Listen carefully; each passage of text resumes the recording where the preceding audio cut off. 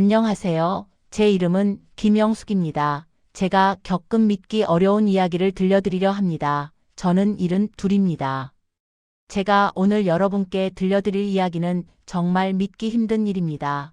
제 평생을 살면서 이런 일은 처음이었고, 앞으로도 다시는 경험하고 싶지 않은 그런 일이었습니다.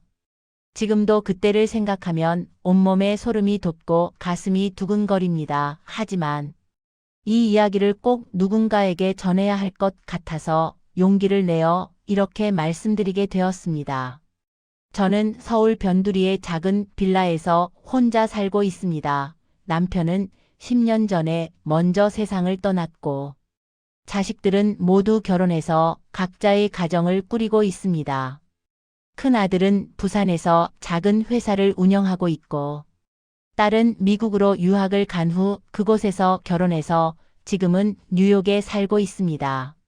명절이나 생일 때 가끔 연락은 하지만 자주 만나지는 못합니다. 그래서 저는 대부분의 시간을 혼자 보냅니다. 외로움을 달래기 위해 3년 전부터 고양이 한 마리를 키우기 시작했습니다. 이름은 나비였습니다. 나비는 제가 집 근처 공원에서 우연히 발견한 길고양이였습니다. 당시 나비는 겨우 생후 2달 된 것 같았는데, 비가 억수같이 쏟아지는 날 쓰레기통 옆에서 떨고 있었습니다. 너무 불쌍해서 그냥 지나칠 수가 없었습니다. 우산도 없이 비를 맞으며 나비를 품에 안고 집으로 데려왔습니다. 처음에는 경계심이 많아서 밥도 잘 먹지 않고 구석에만 숨어 있었습니다. 하지만 며칠이 지나자 조금씩 마음을 열기 시작했고, 일주일쯤 지나니 제 무릎에 올라와 잠을 자기도 했습니다. 나비는 회색과 흰색이 섞인 삼색 고양이였는데, 특히 눈이 정말 예뻤습니다. 한쪽은 파란색이고 한쪽은 노란색이었습니다. 사람들은 그런 눈을 오드아이라고 부른다고 하더군요. 처음 보는 사람들은 모두 나비의 눈을 보고 신기해했습니다. 나비와 함께 지내면서 저의 외로움은 많이 사라졌습니다. 아침에 일어나면 나비가 제 침대 옆에서 기다리고 있었고, 밥을 먹을 때도 제 발치에서 같이 먹었습니다. 텔레비전을 볼 때는 제 무릎에 올라와서 골골 소리를 내며 잠을 잤습니다. 그 소리가 정말 좋았습니다. 마치 작은 엔진 소리 같았는데 그 소리를 듣고 있으면 마음이 편안해졌습니다. 동네 사람들도 나비를 좋아했습니다. 가끔 산책을 나갈 때 나비를 안고 나가면 지나가는 사람들이 다가와서 나비를 쓰다듬어 주곤 했습니다. 아이들은 특히 나비를 좋아했는데 학교 가는 길에 종종 우리 집 앞에 들러서 나비를 보고 가곤 했습니다. 그렇게 3년이라는 시간이 흘렀습니다. 나비는 제 삶의 전부가 되었습니다. 아침에 눈을 뜨면 가장 먼저 나비를 찾았고, 잠들기 전 마지막으로 보는 것도 나비였습니다. 하지만 행복한 시간은 그리 오래가지 못했습니다. 올해 봄 어느 날이었습니다. 나비의 몸 상태가 이상해지기 시작했습니다. 평소와 달리 밥을 잘 먹지 않았고, 계속 한쪽 구석에만 웅크리고 있었습니다. 처음에는 단순히 컨디션이 안 좋은가 보다 생각했습니다. 하지만 이틀 3일이 지나도 나아지지 않았습니다. 오히려 점점 더 안 좋아지는 것 같았습니다. 걱정이 되어서 동네 동물병원에 데려갔습니다. 수의사 선생님은 나비를 자세히 검사한 후 심각한 표정으로 말씀하셨습니다. 나비가 신부전증이 온 것 같다고 하셨습니다. 그것도 이미 상당히 진행된 상태라서 치료가 쉽지 않다고 하셨습니다. 그 말을 듣는 순간 머릿속이 하얘졌습니다. 선생님은 입원 치료를 권유하셨지만 저는 나비를 집에 데려가기로 했습니다. 나비가 낯선 곳에서 혼자 있는 것보다 집에서 제 곁에 있는 게 더 좋을 것 같았습니다. 집에 돌아온 후 저는 나비를 정성껏 간호했습니다. 먹지 못하는 나비에게 주사기로 물을 먹이고 약을 먹이면서 기도했습니다. 하지만 나비의 상태는 날이 갈수록 나빠졌습니다. 걷는 것도 힘들어했고 숨소리도 거칠어졌습니다. 일주일 후 어느 날 새벽이었습니다. 침대 옆에서 자고 있던 나비가 이상한 소리를 냈습니다. 평소와는 다른 가늘고 떨리는 울음소리였습니다. 저는 깜짝 놀라 벌떡 일어났습니다. 나비는 힘겹게 숨을 쉬고 있었습니다. 저는 나비를 안고 울면서 계속 말을 걸었습니다. 괜찮아, 나비야. 조금만 참아. 우리 병원 가자. 선생님이 낫게 해주실 거야. 하지만 나비는 제 품 안에서 점점 차갑게 식어갔습니다. 나비는 마지막으로 저를 바라보았습니다. 그 오드아이가 저를 똑바로 쳐다보았습니다. 그리고 작게 한번 울고는 눈을 감았습니다. 2부 첫 번째 꿈. 나비가 죽은 후 저는 며칠 동안 아무것도 할 수 없었습니다. 밥도 제대로 먹지 못했고 잠도 잘 수 없었습니다. 눈을 감으면 나비가 보였습니다. 나비가 제 무릎에서 잠자는 모습. 나비가 골골 소리를 내던 모습. 나비가 저를 따라다니던 모습. 모든 것이 생생했습니다. 너무 생생해서 혹시 꿈이 아닐까 싶을 정도였습니다. 하지만 현실이었습니다. 나비는 집 근처 작은 공원 한쪽에 묻어주었습니다. 나비를 처음 만난 곳 근처였습니다. 그곳에 작은 돌을 놓고 꽃을 심어주었습니다. 매일 그곳에 가서 나비에게 말을 걸었습니다. 오늘 날씨가 좋지. 너는 날씨 좋은 날을 좋아했잖아. 지금쯤 거기서 잘 지내고 있니? 그렇게 일주일쯤 지났을 때였습니다. 이상한 꿈을 꾸기 시작했습니다. 꿈속에서 저는 어두운 복도를 걷고 있었습니다. 그 복도가 어디인지는 모르겠지만 묘하게 익숙한 느낌이었습니다. 복도 끝에서 무언가가 움직이는 소리가 들렸습니다. 저는 그쪽으로 조심스럽게 다가갔습니다. 그곳에 나비가 있었습니다. 살아있을 때 그대로의 모습으로 나비가 앉아 있었습니다. 저는 너무 반가워서 달려가려고 했습니다. 하지만 몸이 움직이지 않았습니다. 마치 공기가 젤리처럼 끈적해서 발이 떨어지지 않는 것 같았습니다. 나비는 저를 쳐다보았습니다. 그 오드아이로 저를 뚫어지게 쳐다보았습니다. 그리고 입을 열었습니다. 하지만 나비의 입에서 나온 소리는 고양이 울음소리가 아니었습니다. 마치 사람의 목소리 같기도 하고 바람 소리 같기도 한 이상한 소리였습니다. 그 소리는 계속 반복되었습니다. 무언가를 말하려는 것 같았지만 무슨 말인지 알아들을 수 없었습니다. 저는 더 가까이 가려고 애를 썼습니다. 나비야, 무슨 말이야? 엄마가 알아들을 수 있게 말해봐. 하지만 나비는 갑자기 돌아서서 어둠 속으로 사라졌습니다. 저는 나비를 붙잡으려고 손을 뻗었지만 허공만 잡았습니다. 그 순간 눈을 떴습니다. 온몸이 땀으로 흠뻑 젖어 있었습니다. 심장이 미친 듯이 뛰고 있었습니다. 시계를 보니 새벽 3시였습니다. 창밖은 아직 깜깜했습니다. 저는 침대에서 일어나 부엌으로 가서 물을 한 잔 마셨습니다. 손이 너무 떨려서 컵을 제대로 잡을 수가 없었습니다. 물을 마시면서 계속 생각했습니다. 나비가 무슨 말을 하려고 했던 걸까?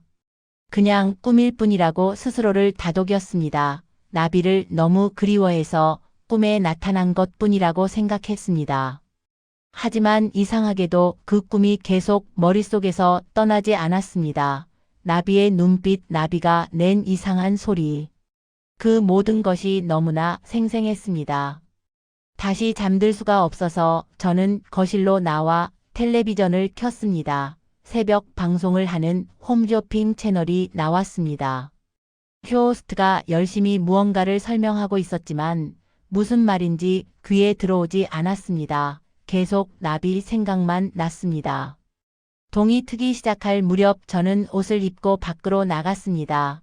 나비를 묻어둔 공원으로 갔습니다. 아침 공기는 차가웠습니다. 아직 해가 완전히 뜨지 않아서 공원은 어둑어둑했습니다. 산책하는 사람들도 보이지 않았습니다. 나비의 무덤 앞에 앉았습니다. 돌 위에 놓인 꽃들은 시들어 있었습니다. 새 꽃으로 바꿔줘야겠다고 생각했습니다. 나비야, 엄마 왔어. 잘 지내고 있니? 엄마는 네가 너무 보고 싶어. 오늘 꿈에 네가 나타났는데. 무슨 말을 하려는 것 같더라. 무슨 말이었니? 엄마한테 하고 싶은 말이 있었니? 저는 혼자 중얼거렸습니다. 미칠 것 같았습니다. 주변을 둘러보니 아무도 없었습니다. 다행이었습니다. 만약 누가 봤다면 미친 할머니라고 생각했을 것입니다. 한참을 그렇게 앉아 있다가 집으로 돌아왔습니다. 집에 도착했을 때는 해가 완전히 떠 있었습니다. 피곤했지만 잠이 오지 않았습니다. 그냥 소파에 앉아서 멍하니 있었습니다. 점심때가 되었지만 밥을 먹고 싶지 않았습니다. 저녁때가 되어서야 겨우 라면 하나를 끓여 먹었습니다. 라면을 먹으면서도 계속 나비 생각만 났습니다. 나비가 살아있을 때는 제가 라면을 먹으면 옆에 와서 앉아있곤 했습니다. 라면을 좋아하지는 않았지만 제 곁에 있는 것을 좋아했습니다. 밤이 되자 다시 불안해지기 시작했습니다. 오늘 밤에도 그 꿈을 꿀까봐 두려웠습니다.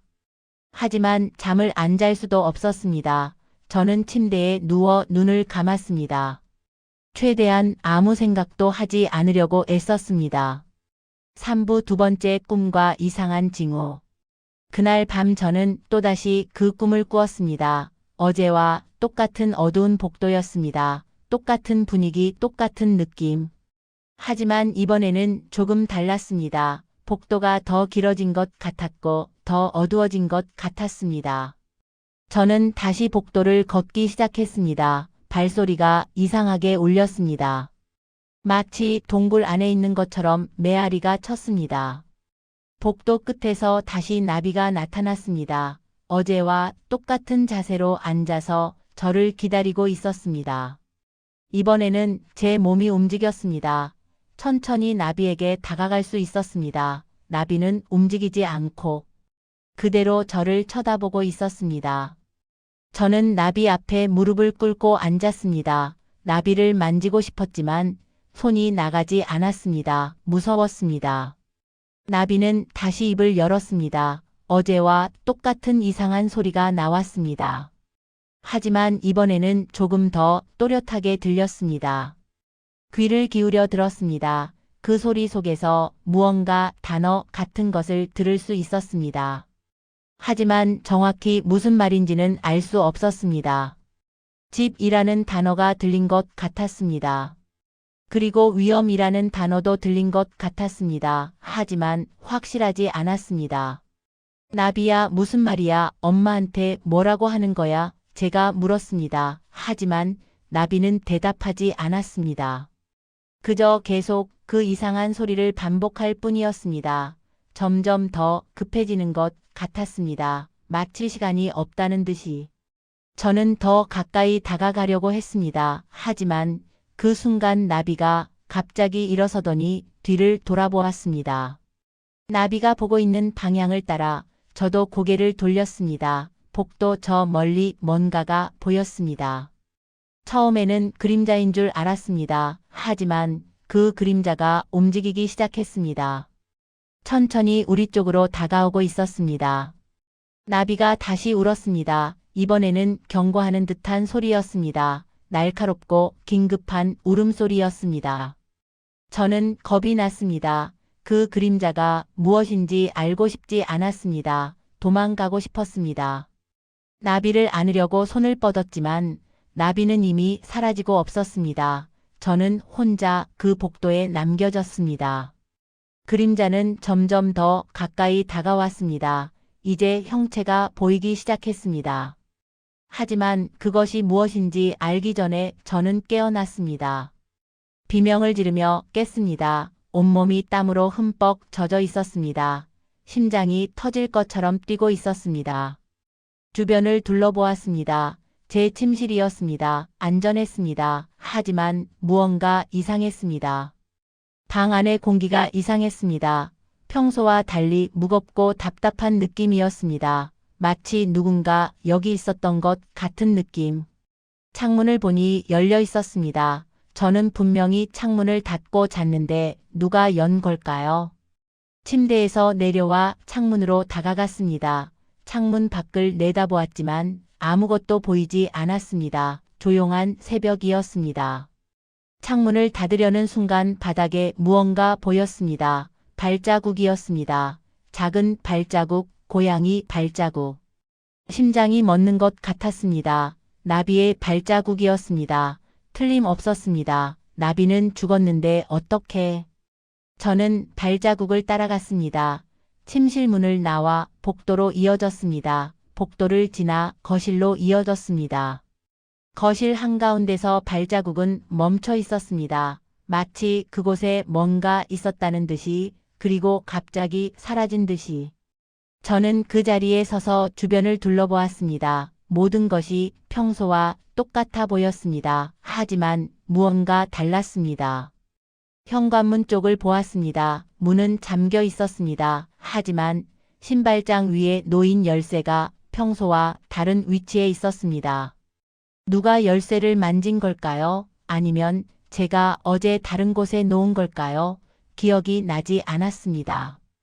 부엌으로 가서 물을 마셨습니다. 손이 계속 떨렸습니다. 컵을 잡고 있는 것도 힘들었습니다.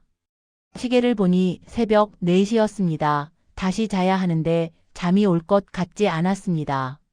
소파에 앉아서 담요를 덮었습니다. 텔레비전을 켜려다가 그만뒀습니다. 조용한 게 더 나을 것 같았습니다. 그냥 앉아서 생각했습니다. 나비가 정말 뭔가 말하려는 걸까? 아니면 제가 너무 슬퍼서 이상한 것을 보고 있는 걸까? 하지만 발자국은 분명히 있었습니다. 제 눈으로 똑똑히 봤습니다. 환각일 리 없었습니다. 동이 트기 시작했습니다. 창문으로 들어오는 햇빛을 보니 조금 안심이 되었습니다. 밤의 두려움이 조금씩 사라지는 것 같았습니다. 아침이 되자 어제 밤일이 꿈같이 느껴졌습니다. 하지만 침실로 가보니 발자국은 여전히 남아 있었습니다. 저는 카메라를 가져와서 발자국을 찍었습니다. 나중에 누군가에게 보여주려고 증거를 남겨야 할 것 같았습니다. 4부 이상한 일들의 연속. 그날부터 이상한 일들이 계속 일어났습니다. 작은 일들이었지만 무시할 수 없는 일들이었습니다. 먼저 집 안의 물건들이 제가 놓은 곳과 다른 곳에 있었습니다. 리모컨을 테이블 위에 놓았는데 소파 밑에서 발견되었습니다. 안경을 침대 옆 탁자에 놓았는데 부엌 식탁 위에 있었습니다. 저는 제가 놓은 위치를 분명히 기억했습니다. 처음에는 제 기억력이 나빠진 건가 싶었습니다. 나이가 들면 그럴 수도 있다고 생각했습니다. 하지만 너무 자주 일어났습니다. 하루에도 몇 번씩 물건들이 움직였습니다. 이건 단순한 건망증이 아니었습니다. 그리고 밤마다 이상한 소리가 들렸습니다. 긁는 소리, 발자국 소리, 무언가 떨어지는 소리. 처음에는 귀인가 싶었습니다. 하지만 소리가 너무 컸습니다. 귀 소리치고는 너무 크고 뚜렷했습니다. 어느 날 밤에는 부엌에서 그릇이 깨지는 소리가 났습니다. 저는 벌떡 일어나 부엌으로 달려갔습니다. 하지만 아무것도 깨지지 않았습니다. 모든 그릇이 제자리에 있었습니다.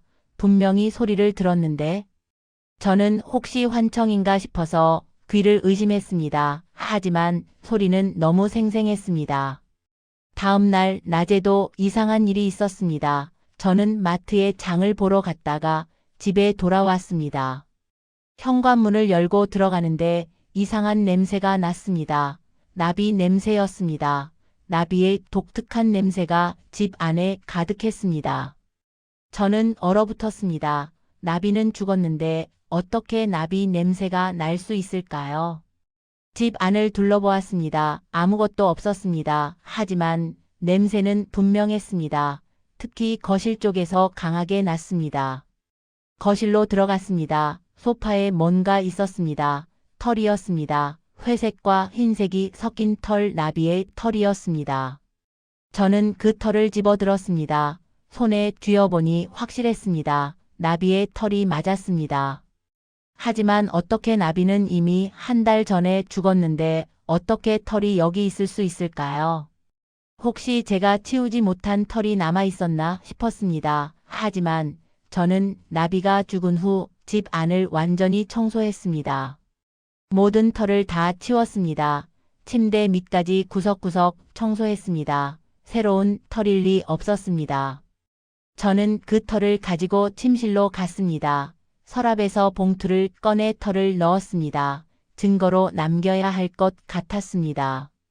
그날 저녁 저는 딸에게 전화를 했습니다. 미국이라 시차가 있어서 딸은 아침이었을 것입니다. 엄마, 왜 이렇게 이른 시간에 전화하셨어요? 무슨 일 있으세요? 딸이 물었습니다. 저는 딸에게 모든 것을 이야기했습니다. 나비가 꿈에 나타난 것, 발자국을 본 것, 이상한 일들이 일어나는 것. 딸은 한참을 조용히 숙에속 듣더니 말했습니다. 엄마, 요즘 스트레스를 많이 받으시나 봐요. 나비를 잃은 슬픔 때문에 그런 거예요. 병원 가보세요. 혹시 모르니까 건강검진도 받으시고. 딸은 걱정스러운 목소리로 말했습니다. 하지만 저는 미치지 않았습니다. 제정신이었습니다. 제가 본 것은 분명히 실제였습니다. 엄마는 괜찮아, 걱정하지 마. 그냥 내 목소리가 듣고 싶어서 전화했어. 저는 딸을 안심시키려고 말했습니다. 전화를 끊고 나니 더 외로워졌습니다. 아무도 저를 믿어주지 않을 것 같았습니다. 모두 제가 나이 들어서 이상해졌다고 생각할 것입니다.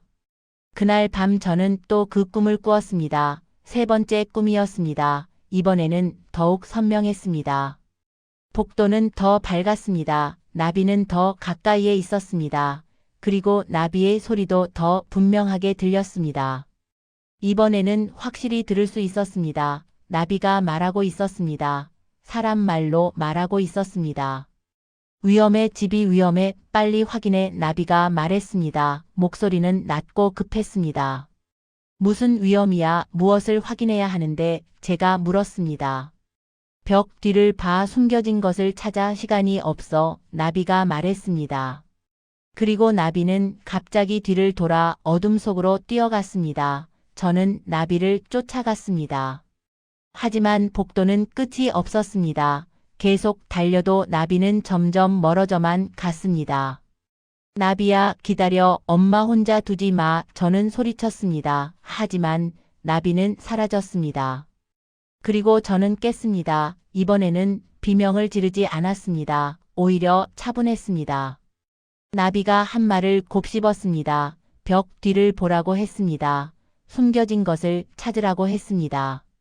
다음 날 아침 저는 집 안을 자세히 살펴보기 시작했습니다. 벽마다 두드려보고 귀를 기울였습니다. 거실 벽을 두드려봤습니다.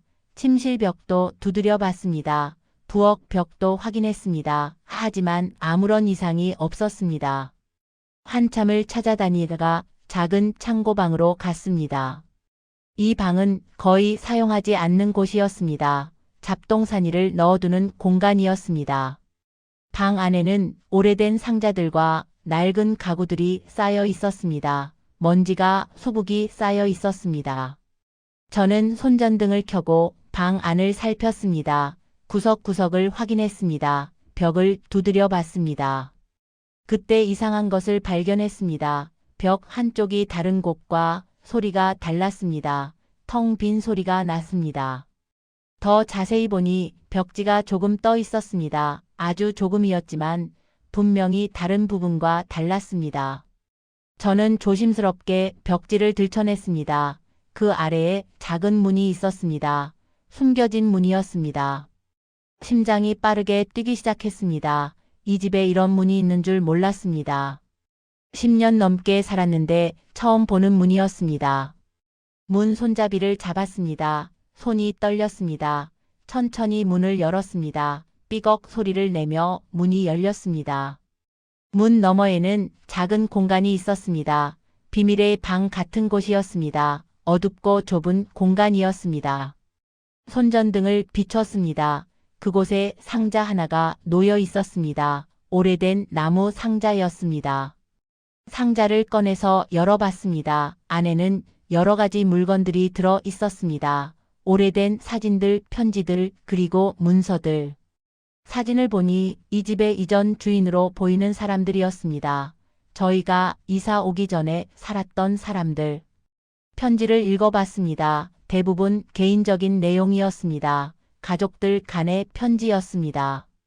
하지만 문서들은 달랐습니다. 이상한 내용들이 적혀 있었습니다. 무언가 범죄와 관련된 내용 같았습니다. 돈 거래에 관한 내용, 위협하는 내용, 그리고 어떤 계획에 대한 내용들이었습니다. 저는 문서들을 자세히 읽어봤습니다. 읽을수록 심각한 내용이었습니다. 이전 주인이 무언가 불법적인 일을 했던 것 같았습니다. 그리고 마지막 문서를 봤을 때 저는 숨이 멎을 뻔했습니다. 그 문서에는 살인에 관한 내용이 적혀 있었습니다.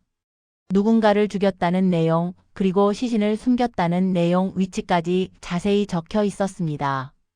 저는 손이 너무 떨려서 문서를 떨어뜨렸습니다. 이게 무슨 일인가 싶었습니다. 제 집에 이런 끔찍한 비밀이 숨겨져 있었다니. 문서에 적힌 위치를 확인했습니다. 마당 한쪽 큰 나무 아래라고 적혀 있었습니다. 저는 창문을 통해 마당을 내다봤습니다. 큰 나무가 하나 있었습니다. 오래된 느티나무였습니다. 저는 밖으로 나가야 할지 고민했습니다. 혼자 확인하기에는 너무 무서운 일이었습니다. 하지만 나비가 알려준 것입니다. 나비가 꿈에 나타나서까지 알려준 것이 이것이었습니다. 저는 용기를 내어 밖으로 나갔습니다. 삽을 하나 가지고 나무 아래로 갔습니다.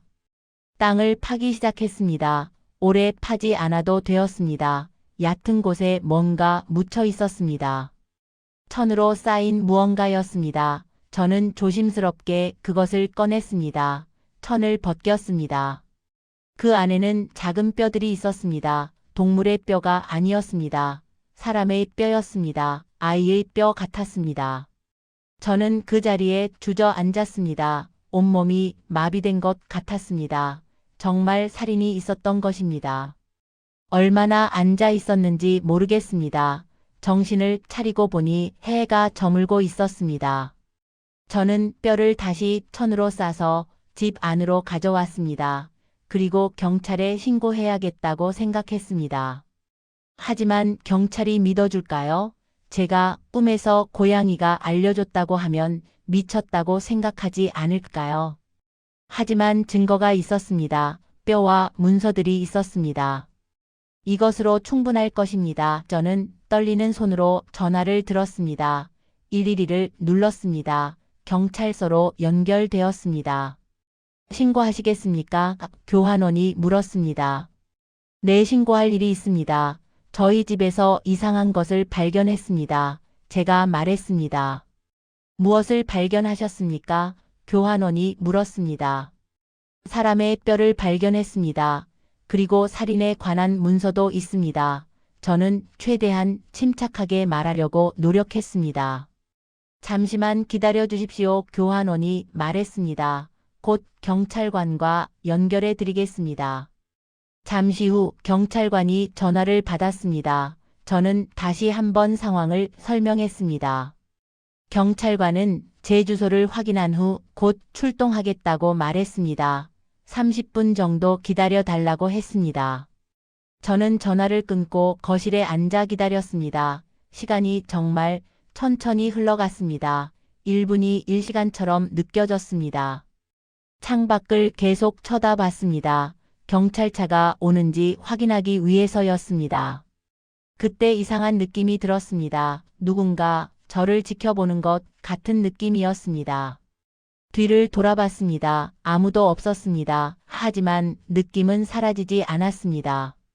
그때 부엌에서 소리가 났습니다. 무언가 떨어지는 소리였습니다. 저는 조심스럽게 부엌으로 갔습니다. 바닥에 컵이 떨어져 있었습니다. 깨지지는 않았지만 바닥에 구르고 있었습니다. 하지만 저는 컵을 싱크대에 놓았습니다. 떨어질 위치가 아니었습니다. 또다시 무언가 움직이는 소리가 들렸습니다. 이번에는 침실에서였습니다. 저는 침실로 향했습니다. 침실 문이 반쯤 열려 있었습니다. 저는 문을 활짝 열었습니다. 방 안에는 아무도 없었습니다. 하지만 침대 위에 뭔가 있었습니다. 나비의 목걸이였습니다.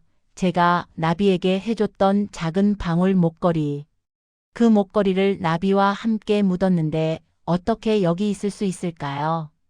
저는 목걸이를 집어들었습니다. 손 안에서 방울이 딸랑거렸습니다. 그 소리를 듣자 눈물이 났습니다. 나비야, 내가 여기 있는 거니? 엄마를 돕고 있는 거니? 저는 중얼거렸습니다. 그때 초인종이 울렸습니다. 경찰이 도착한 것입니다. 저는 눈물을 닦고 현관으로 갔습니다. 문을 열자 2명의 경찰관이 서 있었습니다. 한 명은 중년의 남자 경찰관이었고 다른 한 명은 젊은 여자 경찰관이었습니다. 김영숙 씨 맞으십니까? 남자 경찰관이 물었습니다. 네, 맞습니다. 들어오세요. 저는 문을 열어주었습니다. 경찰관들은 집 안으로 들어왔습니다. 그들은 주변을 둘러보았습니다. 신고 내용이 사람의 뼈를 발견했다는 건데 어디에 있습니까? 남자 경찰관이 물었습니다. 저는 그들을 창고방으로 안내했습니다. 숨겨진 문을 보여주고 상자를 보여주었습니다.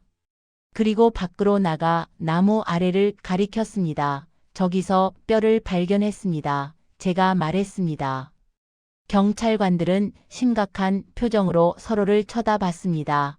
여자 경찰관이 무전기를 꺼내 본부에 보고했습니다. 곧 더 많은 경찰이 올 것이라고 했습니다. 감식반도 출동할 것이라고 했습니다. 어떻게 이곳을 찾으셨습니까? 남자 경찰관이 물었습니다. 저는 어떻게 대답해야 할지 망설였습니다.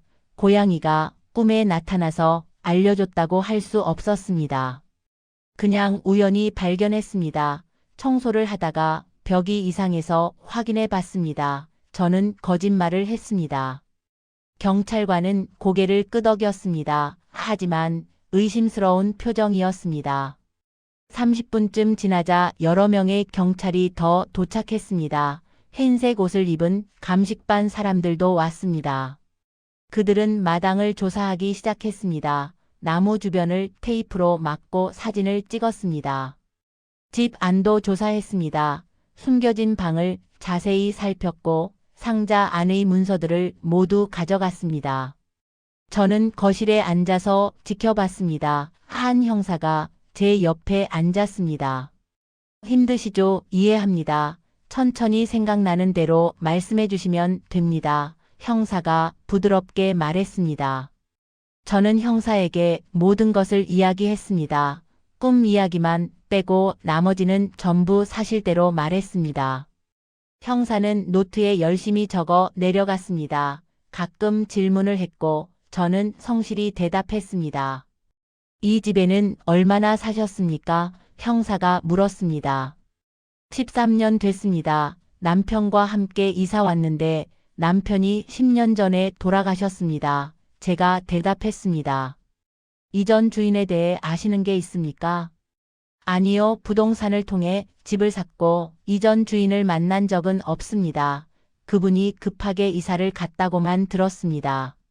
형사는 계속 질문을 했습니다. 제가 아는 모든 것을 말했습니다. 밤이 되자 경찰들은 대부분 철수했습니다. 하지만 집 밖에 경찰차 한 대가 남아 있었습니다. 혹시 모를 상황에 대비해 오늘 밤은 경찰이 지키겠다고 했습니다. 저는 안심이 되었습니다. 7부 진실이 밝혀지다. 다음 날 아침 형사가 다시 찾아왔습니다. 이번에는 혼자가 아니라 다른 형사와 함께였습니다. 어젯밤 발견한 뼈를 분석했습니다. 형사가 말했습니다. 확실히 사람의 뼈가 맞습니다. 그리고 나이를 추정한 결과 10대 초반의 아이로 보입니다. 사망한 지는 약 15년에서 20년 정도 된 것 같습니다. 제 심장이 철렁했습니다. 정말 살인 사건이었던 것입니다. 또한 문서를 분석한 결과 이전 주인 박모 씨가 연루된 것으로 보입니다. 형사가 계속 설명했습니다. 박모 씨는 14년 전 갑자기 이 집을 급매로 내놓고 사라졌습니다. 당시에는 이상하게 생각하지 않았지만 지금 보니 의심스럽습니다. 우리는 지금 박모 씨의 행방을 추적하고 있습니다. 그리고 당시 실종 신고가 들어온 아이들의 명단과 대조하고 있습니다. 저는 형사의 말을 듣고 있었지만 머릿속이 복잡했습니다. 제가 13년 동안 산 이 집에 그런 비극이 숨겨져 있었다니.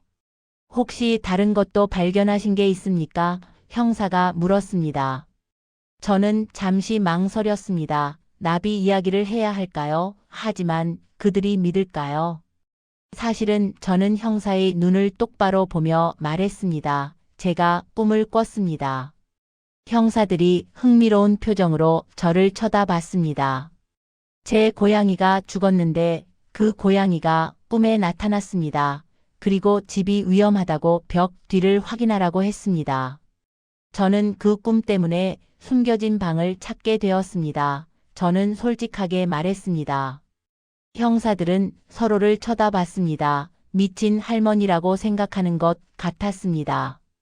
하지만 한 형사가 말했습니다. 때로는 우리의 잠재의식이 우리가 의식적으로 알아차리지 못한 것들을 꿈으로 보여주기도 합니다.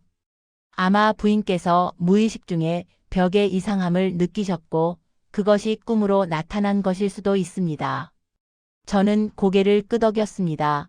그렇게 설명하는 것이 더 합리적일 것입니다. 하지만 저는 알고 있었습니다. 나비가 정말로 저에게 알려준 것이라는 것을. 그것은 단순한 꿈이 아니었습니다.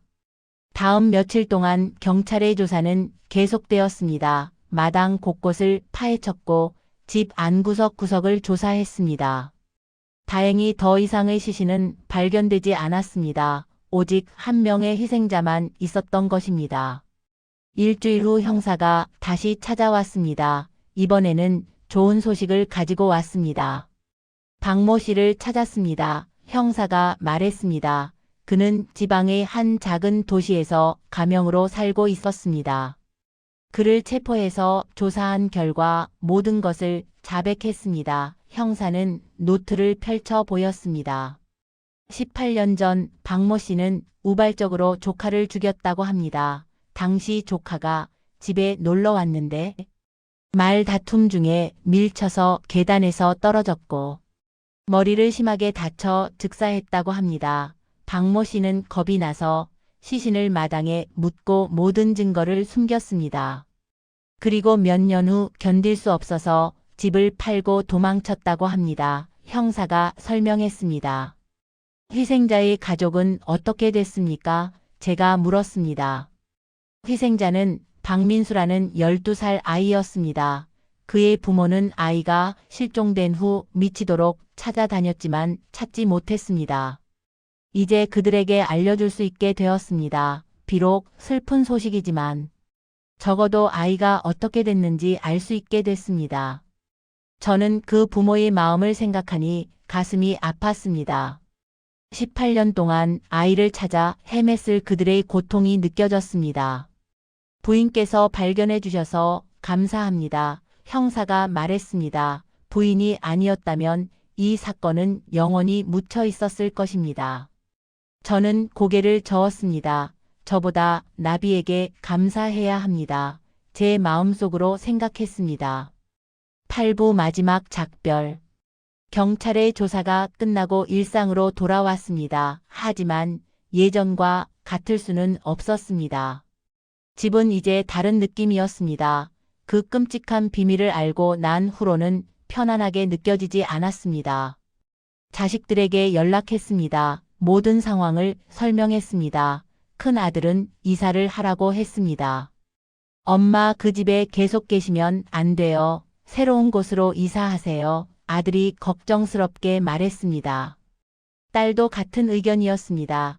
엄마 저희가 도와드릴게요. 짐 정리하고 새 집 구하는 거 다 도와드릴게요. 저도 그러고 싶었습니다. 하지만 한 가지 걱정이 있었습니다. 나비였습니다. 나비의 무덤을 두고 떠날 수 없었습니다. 나비는 제게 이 모든 것을 알려준 은인이었습니다. 고민 끝에 결정했습니다. 나비를 함께 데려가기로 했습니다. 어느 날 아침 공원으로 갔습니다. 나비의 무덤 앞에 앉았습니다. 나비야, 엄마가 이사를 가려고 해. 너를 여기 두고 갈 수 없어서 너를 데려가려고 해. 괜찮겠니? 바람이 불었습니다. 나뭇잎들이 바스락거렸습니다. 마치 나비가 대답하는 것 같았습니다. 저는 조심스럽게 무덤을 파기 시작했습니다. 작은 상자를 꺼냈습니다. 나비를 담은 상자였습니다. 상자를 안고 일어섰습니다. 그때 이상한 일이 일어났습니다. 갑자기 주변이 조용해졌습니다. 새들이 지저귀던 소리도 멈췄고 바람 소리도 사라졌습니다. 그리고 저 멀리서 무언가 다가오는 것이 보였습니다. 처음에는 비인 줄 알았습니다. 하지만 가까이 오면서 형체가 보이기 시작했습니다. 고양이였습니다. 나비였습니다. 나비는 천천히 제게 다가왔습니다. 투명했지만 분명히 나비였습니다. 그 오드아이가 저를 보고 있었습니다. 저는 숨을 참았습니다. 움직일 수 없었습니다. 나비는 제 발치까지 왔습니다. 그리고 한번 울었습니다. 짧지만 분명한 울음소리였습니다. 나비야, 제가 속삭였습니다. 정말 너구나. 고마워. 엄마를 지켜줘서 고마워.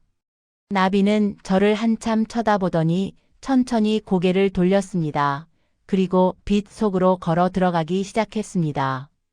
기다려, 어디 가는 거야? 저는 손을 뻗었습니다. 하지만 나비는 멈추지 않았습니다. 나비는 빛 속으로 완전히 사라졌습니다. 그리고 주변의 소리가 다시 돌아왔습니다. 새들이 지저귀고 바람이 불고 나뭇잎이 흔들렸습니다. 모든 것이 원래대로 돌아왔습니다. 저는 한참을 그 자리에 서 있었습니다. 눈물이 흘러내렸습니다. 하지만 슬픈 눈물은 아니었습니다. 나비가 이제 편안히 쉴 수 있을 것 같았습니다. 자신이 해야 할 일을 마쳤으니까요. 저는 상자를 꼭 안고 집으로 돌아왔습니다. 그날 저녁 자식들과 통화했습니다. 다음 주에 이사하기로 했습니다. 새 집은 시내 쪽 작은 아파트로 정해수 계속 씁니다. 이사 준비를 하면서 지난 13년의 추억들을 정리했습니다. 사진들, 물건들 하나하나가 기억으로 가득했습니다. 하지만 가장 소중한 것은 나비와의 추억이었습니다. 그 3년이 제 인생에서 가장 행복한 시간이었습니다. 구부 새로운 시작. 이사하는 날이 왔습니다. 이사짐 센터 사람들이 와서 짐을 날랐습니다. 저는 빈집을 둘러봤습니다. 13년을 산 곳, 남편과의 마지막 시간을 보낸 곳, 나비와 함께 했던 곳. 이제 떠나는 것이 맞다고 생각했습니다. 새로운 시작이 필요했습니다. 새 아파트는 깨끗하고 밝았습니다. 큰 아들이 직접 와서 짐 정리를 도와주었습니다. 엄마, 여기가 훨씬 좋아요. 사람들도 많고 병원도 가깝고, 아들이 말했습니다. 그래, 내 말이 맞아. 저는 웃으며 대답했습니다. 짐을 다 정리하고 나니 저녁이 되었습니다. 아들은 피곤하다며 먼저 들어가 자라고 했습니다. 저는 거실에 앉아 창밖을 내다봤습니다. 도시의 불빛들이 반짝였습니다. 나비의 상자를 꺼내 무릎에 올렸습니다. 나비야, 우리 새 집에 왔어. 여기서 새로 시작하는 거야. 그날 밤 오랜만에 평화롭게 잤습니다. 꿈도 꾸지 않았습니다. 아침에 일어나니 기분이 상쾌했습니다. 며칠 후 형사에게서 전화가 왔습니다. 박민수의 부모님이 부인을 만나고 싶어 하신다고 전했습니다. 저는 흔쾌히 승낙했습니다. 그들을 만나는 것이 저의 의무라고 생각했습니다. 약속한 날 커피숍에서 그들을 만났습니다. 50대 중반으로 보이는 부부였습니다. 하지만 그들의 얼굴에는 18년의 고통이 새겨져 있었습니다. 눈가의 주름, 입가의 그림자. 정말 감사합니다. 어머니. 그들은 제 손을 꼭 잡았습니다. 덕분에 민수를 찾을 수 있었습니다. 저는 그들의 눈에서 눈물이 흐르는 것을 봤습니다. 제 눈에서도 눈물이 났습니다. 민수는 좋은 아이였습니다. 밝고 착한 아이였어요. 어머니가 말했습니다. 갑자기 사라져서 얼마나 찾아다녔는지. 경찰도 다 뒤졌고 사설 탐정도 고용했습니다. 하지만 아무 소용이 없었습니다. 그 세월이 얼마나 고통스러웠는지 매일 밤 울면서 기도했습니다. 우리 민수만 돌아온다면 뭐든 하겠다고. 이제 비록 민수는 돌아올 수 없지만 적어도 어떻게 됐는지는 알게 됐습니다. 아버지가 말했습니다. 그것만으로도 감사합니다. 이제 민수를 제대로 보내줄 수 있게 됐습니다. 저는 그들의 이야기를 들으며 마음이 아팠습니다. 부모가 자식을 잃는 고통이 얼마나 큰지 느낄 수 있었습니다. 민수의 장례식은 일주일 후에 열렸습니다. 저도 참석했습니다. 작은 관 안에 민수의 육골이 담겨 있었습니다. 사진 속의 민수는 밝게 웃고 있었습니다. 장례식장에는 많은 사람들이 왔습니다. 18년 전 민수를 알았던 사람들, 친구들, 선생님들. 그들 모두 민수를 기억하고 있었습니다. 18년이 지났지만 민수는 잊혀지지 않았습니다. 장례식이 끝나고 화장장으로 향했습니다. 민수는 화장되어 가족 묘지에 안장될 예정이었습니다. 이제 민수야 편히 쉬렴. 어머니가 관 앞에서 말했습니다. 엄마 아빠가 늘 너를 사랑한다. 저는 조용히 자리를 떠났습니다. 그들의 슬픔을 혼자 있게 해주는 것이 좋을 것 같았습니다. 집으로 돌아오는 길에 꽃집에 들렀습니다. 나비가 좋아하던 해바라기를 샀습니다. 집에 도착해서 나비의 상자 앞에 꽃을 놓았습니다. 나비야, 내 덕분에 민수를 찾을 수 있었어. 네가 나를 도와줬어. 정말 고마워. 그날 밤 저는 오랜만에 또 꿈을 꾸었습니다. 하지만 이번에는 무섭지 않았습니다. 꿈속에서 저는 밝은 들판에 서 있었습니다. 햇빛이 따사롭게 비치고 있었습니다. 저 멀리서 나비가 뛰어오고 있었습니다. 건강하고 활기찬 모습이었습니다. 나비는 제게 달려와 제 발치에서 한 바퀴 빙 돌았습니다. 그리고 골골 소리를 냈습니다. 저는 무릎을 꿇고 나비를 쓰다듬었습니다. 부드러운 털, 따뜻한 온기, 모든 것이 생생했습니다. 나비는 저를 올려다보며 눈을 깜빡였습니다. 그 오드아이가 사랑으로 가득 차 있었습니다. 그리고 나비는 천천히 들판 저편으로 걸어가기 시작했습니다. 저는 따라가지 않았습니다. 나비가 가야 할 곳으로 가는 것을 지켜봤습니다. 나비는 한 번 뒤돌아보고는 빛 속으로 사라졌습니다. 저는 눈을 떴습니다. 눈물이 볼을 타고 흘러내렸습니다. 하지만 슬프지 않았습니다. 나비가 이제 평화로운 곳에 있다는 것을 알았습니다. 더 이상 고통받지 않는 곳에. 10부 그 후의 이야기. 새 아파트에서의 생활은 조금씩 안정되어 갔습니다. 이웃들도 친절했고 주변 환경도 좋았습니다. 매주 목요일마다 아파트 노인정에서 모임이 있었습니다. 저도 참여하기 시작했습니다. 거기서 비슷한 나이의 사람들을 만났습니다. 함께 차를 마시고 이야기를 나눴습니다. 한 할머니가 물었습니다. 혼자 사시니 외롭지 않으세요? 가끔 외롭죠. 하지만 괜찮습니다. 저는 대답했습니다. 애완동물이라도 키우세요? 제가 키우는 강아지가 정말 큰 위안이 되더라고요. 할머니가 말했습니다. 저는 고개를 저었습니다. 아니요, 이제는 키우지 않을 것 같아요. 예전에 고양이를 키웠는데 떠나보내는 게 너무 힘들었어요. 할머니는 이해한다는 듯이 고개를 끄덕였습니다. 하지만 어느 날 이상한 일이 일어났습니다. 아파트 복도에서 길고양이 한 마리를 발견한 것입니다. 그 고양이는 작고 까만색이었습니다. 나비와는 전혀 달랐습니다. 하지만 그 고양이가 저를 보고 다가왔습니다. 마치 저를 아는 것처럼. 저는 고양이를 쓰다듬어 주었습니다. 고양이는 골골 소리를 내며 제 다리에 몸을 비볐습니다. 경비 아저씨가 지나가다가 말했습니다. 저 고양이 3일 전부터 여기 있어요. 주인이 버린 것 같아요. 밥도 안 먹고 계속 여기 앉아만 있더라고요. 불쌍해서 먹이를 줬는데 잘 안 먹어요. 저는 고양이를 내려다봤습니다. 고양이도 저를 올려다봤습니다. 그 눈빛이 무언가를 호소하는 것 같았습니다. 저를 선택했다는 것 같았습니다. 저는 한숨을 쉬었습니다. 다시는 애완동물을 키우지 않겠다고 다짐했는데, 하지만 이 작은 생명을 그냥 두고 갈 수 없었습니다. 경비 아저씨, 제가 이 고양이를 데려가도 될까요? 제가 물었습니다. 경비 아저씨는 기쁜 표정을 지었습니다. 그러시면 정말 좋죠. 저도 걱정이었거든요. 저는 고양이를 안아 올렸습니다. 가벼웠습니다. 영양 상태가 좋지 않은 것 같았습니다. 집으로 데려와 밥을 주었습니다. 고양이는 허겁지겁 먹었습니다. 정말 배가 고팠던 것 같았습니다. 물도 주었습니다. 고양이는 다 마셨습니다. 목욕을 시켜주고 말려주었습니다. 고양이는 순순히 목욕을 했습니다. 깨끗해진 고양이를 보니 꽤 예뻤습니다. 까만 털이 윤기가 났습니다. 이름을 뭐라고 지을까 고민했습니다. 까만색이니까 까망이, 그건 너무 평범한 것 같았습니다. 밤이니까 밤이, 그것도 괜찮은 것 같았습니다.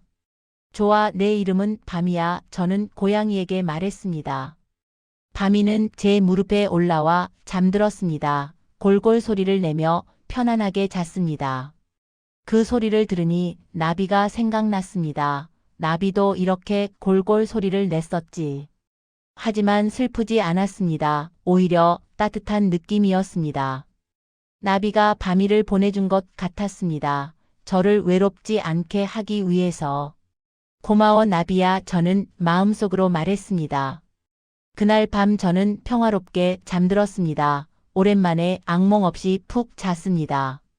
다음 날 아침 밤이가 제 얼굴을 하드며 깨웠습니다. 배가 고픈 것 같았습니다.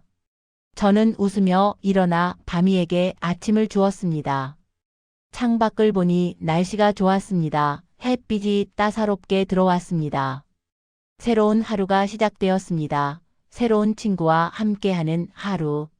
저는 이제 괜찮을 것 같았습니다. 나비의 도움으로 끔찍한 사건을 해결했고, 민수의 가족에게 평화를 가져다 주었고, 새로운 시작을 할 수 있었습니다. 물론 나비를 잊지는 않을 것입니다. 평생 기억할 것입니다. 하지만 이제는 앞을 보고 살아가야 했습니다. 밤이와 함께 새로운 추억을 만들어가야 했습니다. 저는 밤이를 안아 올렸습니다. 밤이는 눈을 가늘게 뜨고 골골 소리를 냈습니다. 우리 잘 지내보자 밤이야. 저는 속삭였습니다. 지금 이 이야기를 하고 있는 시점은 그때로부터 6개월이 지난 후입니다. 밤이는 건강하게 잘 자라고 있습니다. 처음 만났을 때보다 살도 많이 찌고 털도 윤기가 흐릅니다. 저도 많이 안정되었습니다. 새 아파트에서의 생활에도 익숙해졌고 이웃들과도 친해졌습니다. 가끔 박민수의 부모님과 연락합니다. 그들은 이제 조금씩 일상으로 돌아가고 있다고 합니다. 민수의 무덤을 매주 찾아가고 꽃을 바친다고 합니다. 그리고 천천히 치유되고 있다고 합니다. 박모 씨는 재판을 받고 10년형을 선고받았습니다. 나이가 많아서 형량이 줄어든 것이었습니다. 하지만 그는 깊이 반성하고 있다고 합니다. 매일 민수를 위해 기도한다고 합니다. 저는 가끔 나비를 생각합니다. 나비가 없었다면 이 모든 일이 일어나지 않았을 것입니다. 민수는 영원히 찾지 못했을 것이고 그의 부모는 평생 고통 속에 살았을 것입니다. 나비는 죽어서까지 저를 도왔습니다. 그것도 단순히 저만 도운 것이 아니라 다른 사람들까지 도왔습니다. 정말 대단한 고양이였습니다. 밤이를 보면 가끔 나비가 보입니다. 물론 생김새는 완전히 다르지만 어떤 행동이나 눈빛에서 나비를 느낄 때가 있습니다. 혹시 나비의 영혼이 밤이 안에 있는 건 아닐까 그런 생각도 해봅니다. 하지만 그것은 중요하지 않습니다. 중요한 것은 지금 제 곁에 밤이가 있다는 것. 그리고 저는 더 이상 외롭지 않다는 것입니다. 어제 공원을 산책하다가 이상한 것을 봤습니다. 벤치에 앉아 쉬고 있는데 저 멀리서 고양이 한 마리가 보였습니다. 회색과 흰색이 섞인 삼색 고양이였습니다. 나비와 똑같은 털색이었습니다. 제 심장이 뛰기 시작했습니다. 설마 하는 생각이 들었습니다. 고양이는 천천히 제게 다가왔습니다. 점점 가까워졌습니다. 제 앞까지 왔을 때 고양이를 자세히 봤습니다. 눈을 보는 순간 숨이 멎을 뻔했습니다. 오드 아이였습니다. 한쪽은 파란색, 한쪽은 노란색 나비와 똑같은 눈이었습니다. 나비야, 제가 속삭였습니다. 고양이는 저를 한참 쳐다보더니 한 번 울었습니다. 그리고 천천히 돌아서서 걸어갔습니다. 저는 따라가지 않았습니다. 그저 지켜봤습니다. 고양이는 공원 저편으로 사라졌습니다. 햇빛 속으로 걸어 들어가듯이. 그것이 정말 나비였는지는 모르겠습니다. 아마 다른 고양이였을 것입니다. 하지만 저는 믿고 싶습니다. 나비가 저를 보러 온 것이라고. 잘 지내고 있다고 인사하러 온 것이라고. 저는 벤치에서 일어났습니다. 바미를 보러 집으로 가야 했습니다. 걸어가면서 뒤돌아봤습니다. 고양이는 보이지 않았습니다. 하지만 괜찮았습니다. 언젠가 다시 만날 수 있을 것 같았습니다. 이 세상이 아니라면 다음 세상에서라도. 그때까지 저는 잘 살아야 했습니다. 바미와 함께 행복하게. 그것이 나비가 원하는 것일 테니까요. 집에 도착했을 때 바미가 현관에서 저를 기다리고 있었습니다. 야옹하고 반갑게 인사했습니다. 저는 바미를 안아 올렸습니다. 따뜻했습니다. 오늘도 좋은 하루였어. 바미야, 내일도 우리 함께 행복하게 지내자. 바미는 골골 소리로 대답했습니다. 창밖으로 석양이 보였습니다. 하늘이 주황색으로 물들어 있었습니다.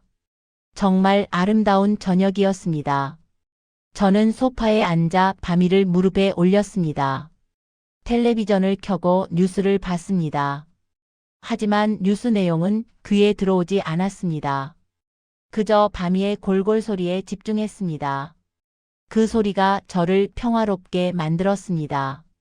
눈을 감았습니다. 깊게 숨을 쉬었습니다. 감사했습니다. 모든 것에 감사했습니다. 나비에게, 바미에게, 제 가족들에게, 그리고 제 삶에게. 어려운 시간도 있었지만 이겨냈습니다. 끔찍한 진실을 마주했지만 올바른 일을 했습니다. 이제는 평화가 찾아왔습니다. 그리고 이 평화를 지키며 살아갈 것입니다. 남은 인생을 의미 있게 살아갈 것입니다. 나비가 저에게 준 두 번째 기회를 낭비하지 않을 것입니다. 이것이 제 이야기입니다. 믿기 어려운 이야기지만 모두 사실입니다. 여러분은 어떻게 생각하시나요? 죽은 애완동물이 우리를 도울 수 있다고 믿으시나요? 저는 믿습니다. 이제는 확실히 믿습니다. 사랑하는 존재는 죽어서도 우리 곁에 있다는 것을, 우리가 어려울 때 도와준다는 것을, 그것이 어떤 형태로든 나타난다는 것을. 여러분도 혹시 사랑하는 애완동물을 잃으셨다면 슬퍼하지만 마세요. 그들은 여전히 여러분 곁에 있습니다. 보이지 않을 뿐입니다. 느낄 수 없을 뿐입니다. 하지만 분명히 거기 있습니다. 그리고 언젠가 필요한 순간에 나타날 것입니다. 나비가 그랬던 것처럼. 제 이야기를 들어주셔서 감사합니다. 여러분 모두 행복하시길 바랍니다. 그리고 여러분의 사랑하는 존재들과 함께 좋은 시간 보내시길 바랍니다. 지금 이 순간을 소중히 여기세요. 우리에게 주어진 시간은 한정되어 있으니까요. 하지만 사랑은 영원합니다. 그것만은 확실합니다.